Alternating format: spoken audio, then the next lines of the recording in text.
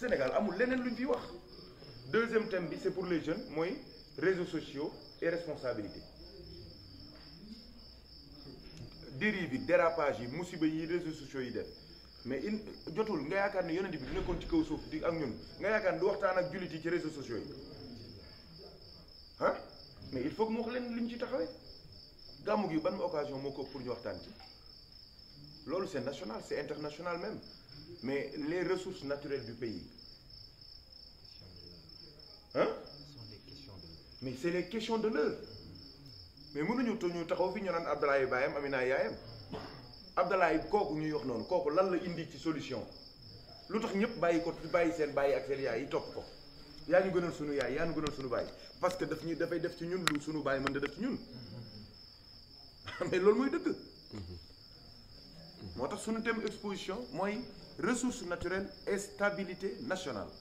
Les ressources naturelles peuvent être une malédiction pour certains pays, elles peuvent être aussi une bénédiction. Loolu la ñuy waxtaane. Il y a même d'autres qui disent que ce sont les larmes de Dieu. C'est ça. Ouais. Ouais. Ailleurs quoi. Effectivement. En plus li nga wax nii da lay renvoyer si est-ce que l'islam peut saisir la modernité moom. C'est la question. waaw qu'on se pose. C'est ça. ci si. Mon ngoog kii di wax ak yéen nii attention ñun ñoo bokkoon CM2 ñoo amandoo entrée en sixième 95 ñoo amandoo BFM ñoo amandoo bac waaye moom tey jii c'est un docteur soutenir na thèse de doctorat su ne nii su ko neexee jàngale université bu Ndar wala bu Dakar c'est l'un des meilleurs au Sénégal di ngeen koy gis nii gis ngeen lii mooy islam. xam nga fi ne nii yéen a ngi ko jàppoon benn waay buy kii te fi ne nii sax am na ñu ci bëri ci yéen a ngi jàpp ne mooy waa ji yor kenkayri bi ci marché bi ah waxoo leen woon lool. man bi ma ñëwee sax moom bi ma nuyoo sànq. waaw avant may gis keneen ki man moom laa ko. non du moom seexam la. moo yore kenkayri bi kii setu dégg nga donc naam Sidi waaw waaw Assane Ka dëgg la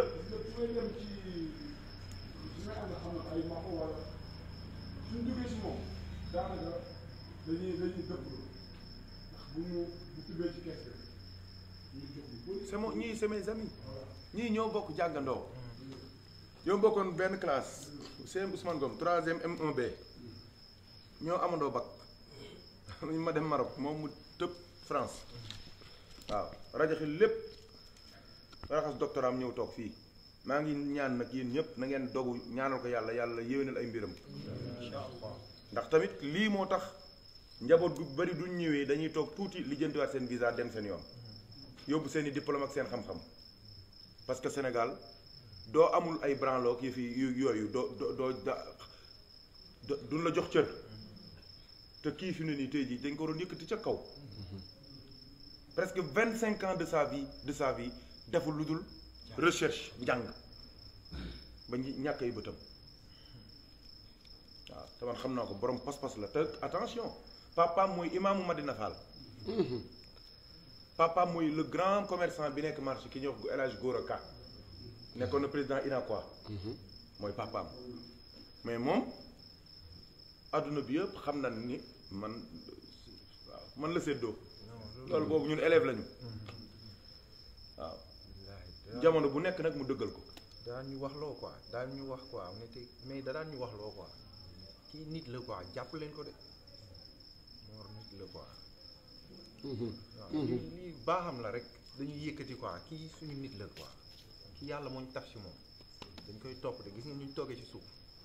waaw dañ ko teral quoi kii nit ku baax la ko teral quoi. nii la mel sensible nit ku baax la donc loolu ren moo tax ren il faut que gars yi jóg taxaw wane ne yonent bi du moromu benn góor. sallallahu alayhi wa sallam. xool leen premier thème bi les ressources naturelles ressources naturelles et stabilité nationale. xam nga thème bi doo gis da nga naan mais ñii xanaa dañoo yab nit ñi bisu gàmm ñu ciy wax affaire pétrole ak gaz te pétrole ak gaz attention yàlla lu wax walillahi xazainu samawati wal ardi walakinna al munafiqina la yafqahun loolu alxuraan la yàlla nee na moo yor trésoru asamaan yi ak trésoru suuf yi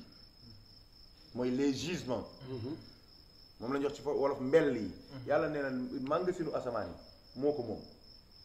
te ñoom ñii yéeg avion xam na ni yàlla moo yor màngasinu asamaan ndax avion doo yéegee ba ci kaw da ngay xéwlu di añ di reer di def lépp yàlla mooy wërsëgal ci kaw di wërsëgal ci suuf moo yor tamit lii nekk ci biir suuf di pétrole ak gaz ak manganèse ak cuivre ak nickel ak zircon ak fer ak diamant ak or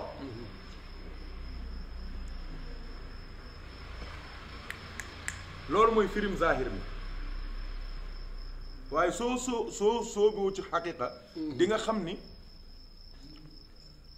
duñ ne xazainu samawaati mooy ni góor yàlla yi di xottee kiiraay yi di dem ba dajeeg la ñuy wër nga xotti suuf loolu nga xamee ca ni ñuy rayee seen bakken buddeeku fàtte seen papa fàtte seen yaay fàtte seen maam fàtte seen bopp sax woyof ni suuf am modestie ni suuf simple ni suuf fàtte seen bopp ni suuf nangoo ni suuf ngir jot seeni càkkutéef loolu sama borom neen lépp moom moo ko moom kenn mënta defaru lu dul yàlla moo la defar loolu affaire baatin la mais Sénégal ni zahir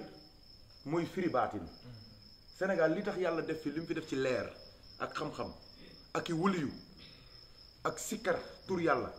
ak jéggulu yàlla mais il faut que yàlla mu dëggal ko moom yàlla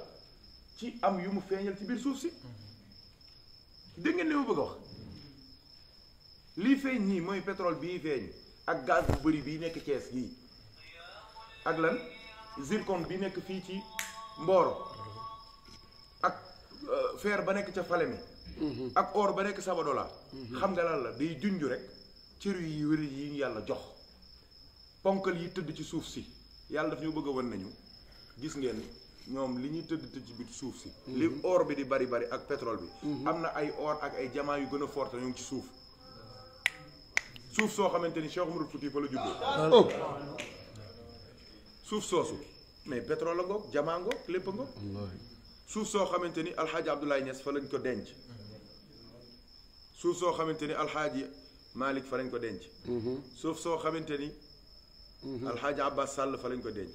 Amari Ndak Seck fa lañ ko denc Limaamu Laay fa lañ ko denc suuf soo xamante ni alxaaji Mamadou Seydou Bam fa lañ ko denc Cerno Ahmad Barom Mbuur fa lañ ko denc Cheikh al Khalifa Sëñ Babacar Si fa lañ ko denc Cheikh Ibrahima Niass fa lañ ko denc Maam Khalifa Niass fa lañ ko denc alaaji Moodu Njëgeen fa lañ ko denc alaaji Ahmad Baro fa lañ ko denc te yéen ñii rek ngeen xam de xamoo alaaji Omar Ndaw ca Daaru Salaam de xamoo ko de mën naa laa limal junni waliyu yoo xamante ni kenn xamuñu leen même Thiès gii mais suuf soosu yàlla am na lu mu fa def mais attention li ñu bëgg a waxtaane ren mooy du ñu gérer wul sunu may yooyu ñu yàlla defal sunu mag ñooñu ñun ñëpp danañ xal ko waaw mooy li xew léegi rek dégg ngeen li gars yi di junj fan yii yëpp dérapage yeeg dérive yi parce que on gère mal sunu may yooyu ñu yàlla jox te Sénégal li dafa garaaw réew Sénégal xamoo leen ko billaahi xamoo leen Sénégal dafa tuuti mais yàlla daf ko may ay doom yu garaaw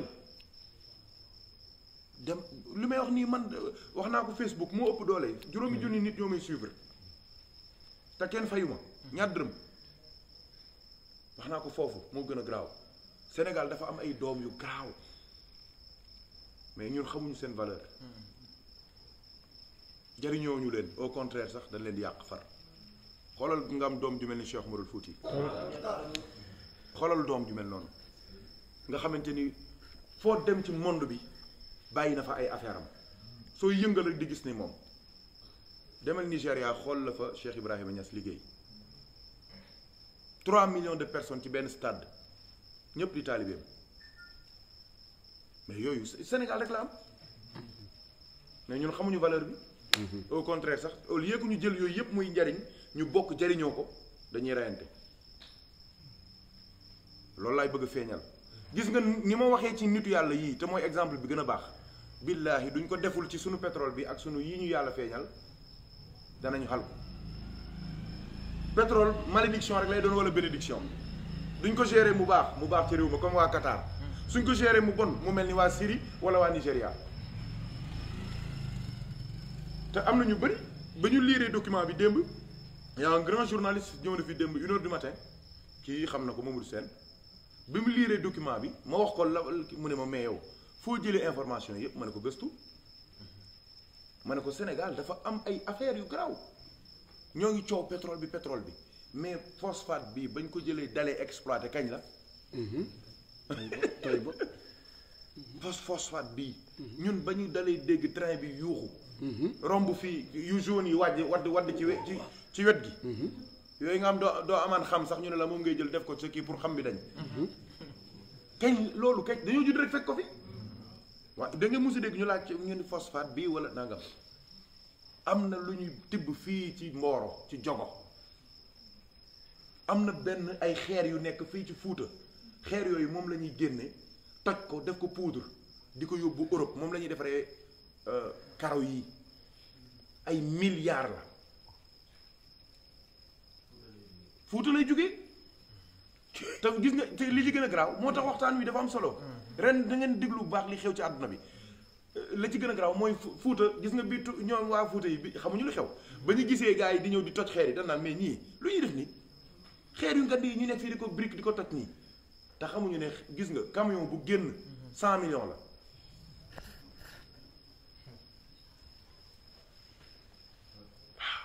lii moo tax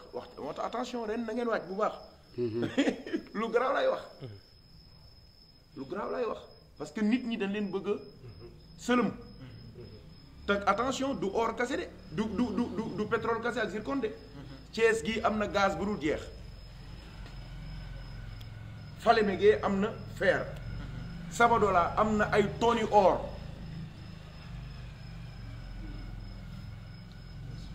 attention Sénégal am na ay yu garaaw yu fi am mais nee naa leen ca biir def conclusion ba ma ne leen loolu yëpp richesse la loolu yëpp ressource la waaye richesse dëgg mooy laa ilaha illa allah muhammadu rasulullah sallallahu alayhi wa sallam maa la ko wax parce que richesse dëgg da lay topp ba biir bàmmeel da lay topp ba ca kanamu yàlla richesse boo xamante ni doo dee bàyyi ko fi loolu du richesse nee ma nii moom richesse mooy li lay ànd ak yow nekk leer di la topp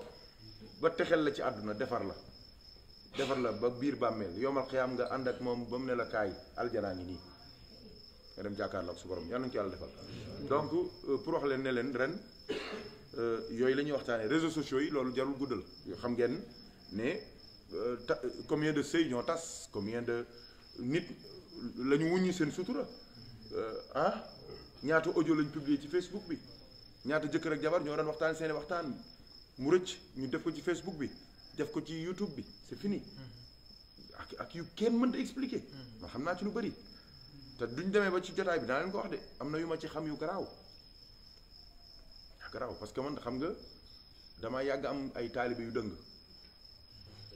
waaw si moo tax ma xam yu garaaw fi ne nii li ma leen wax ni dama ci am xam-xam ndax dafa am benn taalibe bu dëng bu garaaw bu daan def yu garaaw moom wax mbóot yëpp waaw du sénégalais sax moom wax mbóot yëpp mais loolu kenn mënu ci rëcc moo tax am na seen benn mbokk taalibe da ngeen ko ñaanal bu baax moom la ñu wax njóogu mbóoj waaw xam nga léegi yëg ngeen li mu doon liggéey waaye gis nga li mu doon liggéey ci ay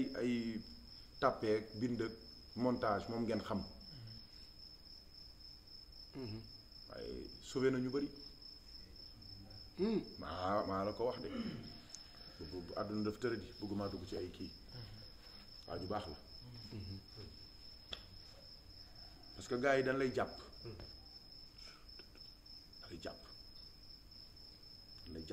moo tax bu leen sopp bu leen gis loo leen gis partagé ko bu leen gis xale bu rafet bu wax ak yéen tàpp ak yéen bindanteeg yéen ngeen bindanteeg moom kooku du moom ab ivoirien la bu dëkk fee ca Côte d'Ivoire tëdd xale bu góor bu ñaaw la mais ki photo yu jigéen bu baax lay def yu baaxam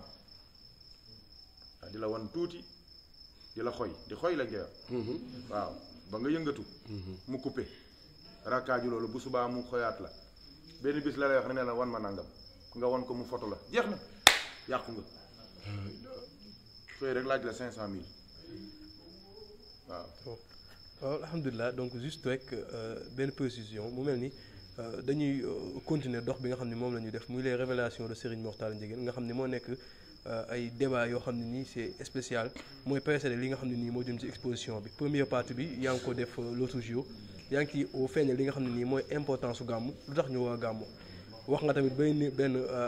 firnde boo xam ne nii foofu ca Arabie Saoudite loo xam ne nii lu àdduna bi yëpp di doon doog a découvrir même si bu doon amoon na c'était pas médiatisé donc tey tamit ñu gis nga dikkaat ci li nga xam ne mooy ressource naturelle yi nga xam ne feeñ na en quelque sorte mën nañu jàngat ci say wax ni dafa mel ni récompense la ci réew mu mel ni Sénégal. waaw léegi récompense boobu nag am na ay façon yoo xam ne nii bu ñu ko utiliser mën na nekk faveur ay bienfait ci ñun sinon le contraire mën nañu jóol li nga xam ne nii moo am ci yeneen dëkk yi donc wax nga li xew te ku wax li xew teg solution yi tamit mu mel ni da nga ñu ci am loo ñu ci junj wala da nga ñu jox rendez-vous tamit jour exposition bi di fàttali tamit suñu téléspectateurs yëpp ni incha allahu mun ngeen déjà présent participer ci waxtaan bi thème yi mu ngi noonu ñaar itam la nga dugg tamit ci fu am solo mooy ci wàllu réseaux sociaux yi nga indiwaat tamit beneen facette boo xam ne ñu bëri comprendre duñ ko. dinaa ko leeral ba mu leer macha allah dama ko xam dama ko maîtriser barki Cheikh Tidiane solution yi mën naa ko joxe ndax xam nga lu tax ñun ñu wuuteeg ñeneen ñi Amadou Ciss nekk fi te man wax ja daf ma am neex ba ma fàtte ko far dane ceux qui ont ceux qui ont des solutions résolvent les problèmes mais ceux qui n'ont pas de solution débattent des problèmes wax jooju la ma ne ko ñun li ñu wuuteeg yeneen borom xam-xam yi gëstukat yi mooy ñoom du ñu gëstoo ba noppi dañ naan tekk taxaw ñun nag du ñu gëstoo ba noppi ba critiquer wala ñu wax wala ñu def li ñuy def dañuy proposer ay solutions. xam nga lu waral loolu. parce que dañoo ànd ak Seydina Muhammad sallallahu alayhi wa sallam. waaw yonent bi lu mu la teggil rek am na lu mu la fa tegal. yii nii bu dee ressources naturelles du ko imaan lalee mooy ñu xam ni du liggéeyu ndeyu kenn. kon teraanga yàlla la teraanga yàlla gi nag dama ne yàlla moom joxe na li mu war a joxe mais ñiy séddale ñuy téye jeex na foofu mooy teg bu njëkk bi ci des am na sax ñuy proposer naan du affaire bi génnee Madina Fall waa Madina Fall ñoo ci war a bénéficier wu. déedéet moi je suis contre ça waa Thiès ñoo ci war a bénéficier wu di def régionalisme déedéet les ressources naturelles c'est le bien de tous les Sénégalais man foofu dama xalaat ni li ñu war a def mooy un système de partage région Sénégal yëpp fu dara génn liggéey yi poste yi ñu dem ci région bu nekk quartier bu nekk kër gu nekk ñu tibb fa ñëpp barkeelu ci mais suñ ko defee bu dee ñoom ñi ci kaw ñoo koy séddoo ñun dinañ xalku bu dee ñoom ñuy politique ñoo koy séddoo dinañ xalku bu dee tamit dañoo tànn seen nit di leen jox dinañ xalku bu dee dañoo wax région kase la dinañ xalku tout le monde dafa war a sentir boppam ci yëf yi moo tax xalaat yi ñuy xalaat baax na waaye dañ ko war a gën a pousser et puis mu gën a sincère ndax am na ay teraanga yu fi yàlla feeñal maa la ko wax. kon day indi sa wax bi rek ni on a besoin des gens comme Ousseynou. le docteur Ousseynou Ka ci réew mi ñu nekk jàng am ay diplôme et tout ça waaye nag. ragal yàlla di jiitu ci ñoom. ma ngoog d'accord c'est ça qui manque. éthique dafa am solo. déontologie dafa am solo. di bàyyi xel yàlla ci ngëm dafa am solo. yéen am na loo xamante ni man du wóor a ma ne sax du ma koy waxtaanee nit ñi dina ne mais sëñ Mor mi lu muy wax comme d'habitude rek. su ma daan waxtaan nit ñi dañ naan mais kii lu muy wax mais kii xanaa amul leneen lu mu wax mais suñ demee 5 ans rek ñu ne waaye dëgg la sëñ bi leen lu mu junj mais gis nga fi ne ni monde bi kii xam na li may wax am na tubaab yi li leen xaw a téye tuuti mooy dafa am ay philosophe ak ay gëstukat yoo xamante ni dañoo xaw a gëm tuuti affaire u éthique ak déontologie mais scientifique yi am na ci ñoom te du leen bàyyi woon ba tey ji àdduna tukki na ndax cloné ni nit ñi mais ñoo ngi def lu nekk ci àdduna bi science bi amatul limite déedéet même affaire u bànneex léegi nee nañ amatul limite même sa sœur si tu as envie moo am envie mais def leen li ngeen bëgg sa yaay noonu sa tante noonu sa doom noonu te léegi dañ koy daganal xool leen bërki démb la Canada daganal yàmba te c'est pas le premier pays xanaa doo leen suivre États-Unis état yu bëri daganal nañ yàmba yàgg na réew yu bëri daganal nañ yàmba te loolu day yokku donc yooyu ay sew-sew la yoo xamante ni il faut que intellectuels yi jóg reprendre seeni réflexion di xalaataat et puis am courage scientifique mën a taxaw jàmmaarloo ak gars yi parce que ñun en réalité kii xam na li may wax bu baax c'est-à-dire que quand doo demee Europe c'est là que tu comprends que ñun amuñu benn souveraineté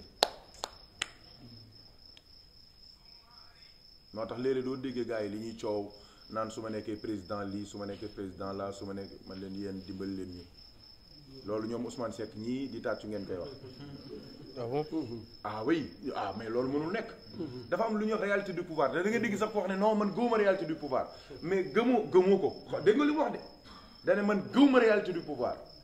nekk ci nguur du tax marakaaju mais du loolu dégg nga waa ji li mu ñuy wax démb ca ngénte la nee nañ tànk gis nga xaalis ak pouvoir dégg la ci tànk ku dégg jàmm sa doxin changé doo ko yëg sax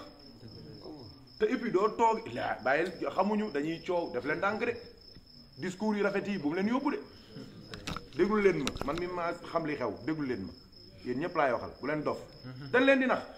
gis nga billaahi doo faloo laa la wax déglu xam nga kañ ngay dof xooleen Emmanuel Macron mi bi muy falu xale bu ndaw la bees tàq kawar gi ñuul kukk mu frais 6 mois la def ci pouvoir bi bay jaaw màgget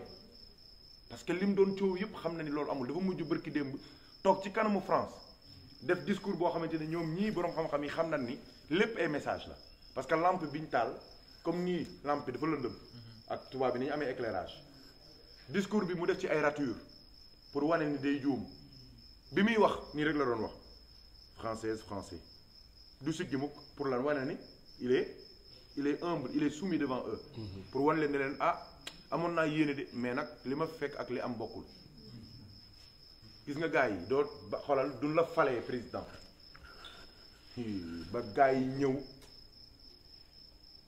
protocole bi ñoom Bruno Diatta ñëw jël wisaam yi takkal la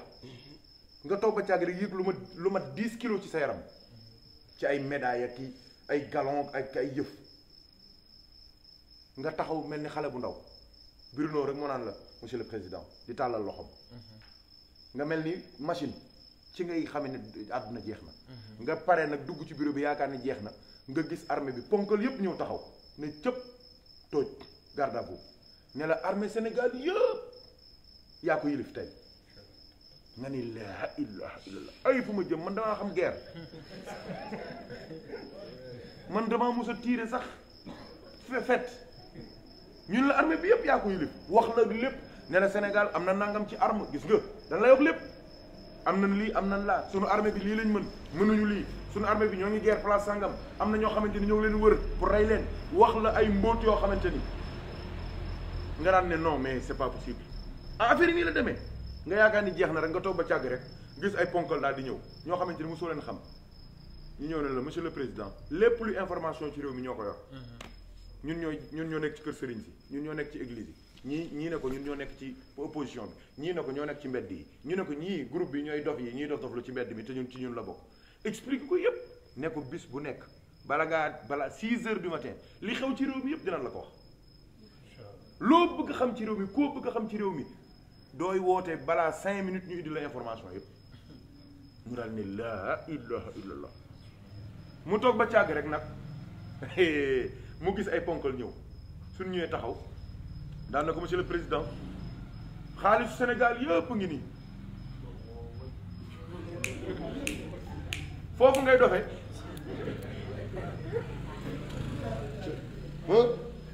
mais bokkul léegi nag xam nga pare nga yow ci Sénégal ba pare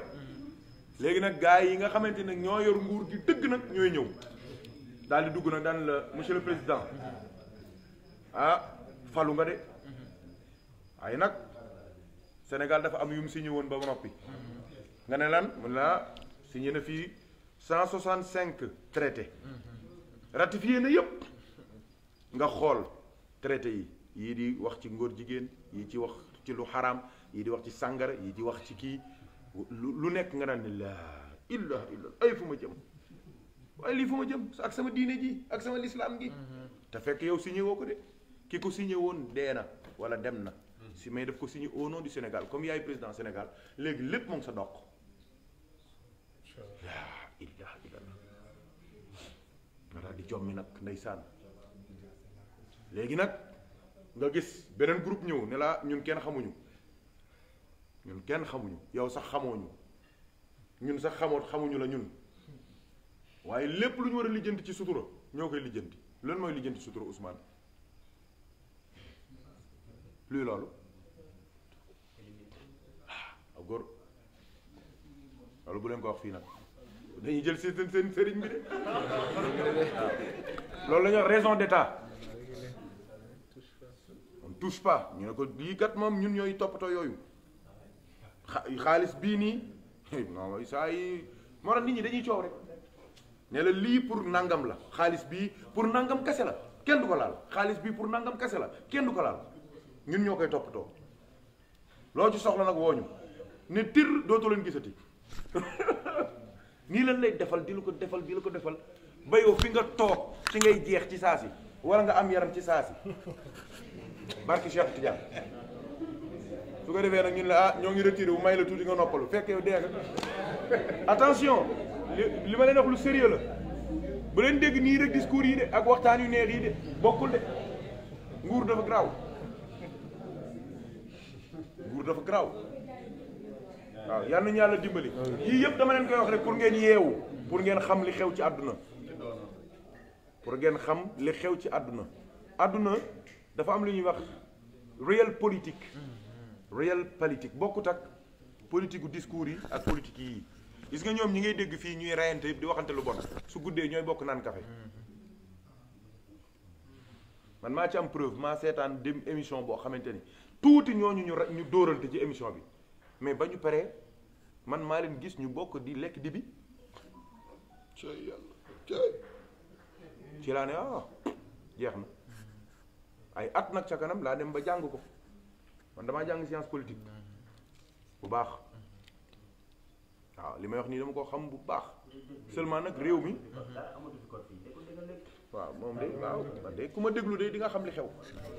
waaw kenn du la nax du la naxee de yow la neex waaw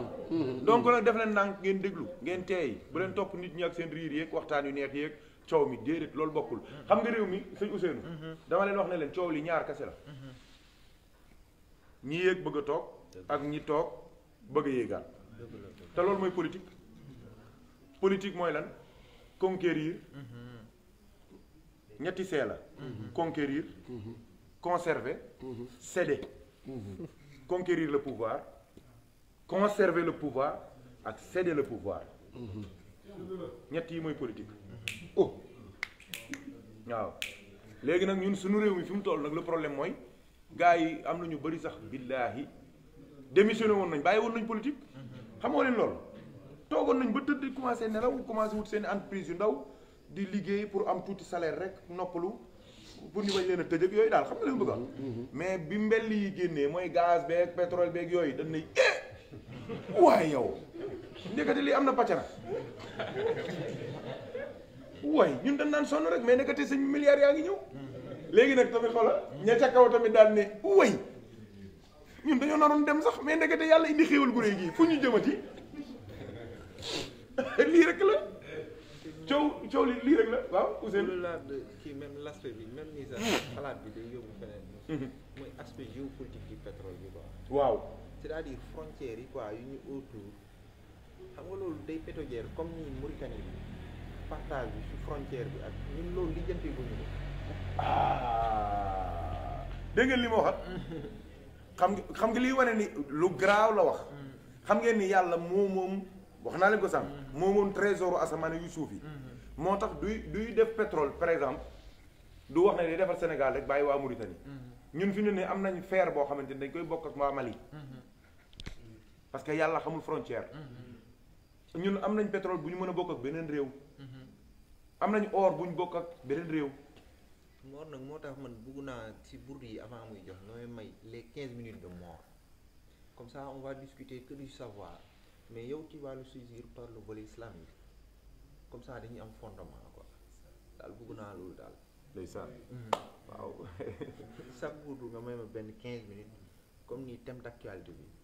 waaw mu xuus si quoi. dëgg la incha allah dinañ ko bàyyi xel non il est temps qu'on discute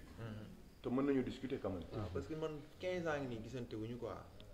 mais lii waxoon naa ko avant je pense que waxoon naa la benn jour. ma expliqué la waaw si waaw mais duñu xuus quoi bàyyi nañu bàyyi foofu mais voilà quoi. jàpp leen kii daal man foofu laa mën a yem quoi jàpp leen ko bu baax. incha allah non mais incha allah du ñu yàlla dimbalee ci gàmmu gi exposition bi. ku mel ni moom mii dinañ ko invité.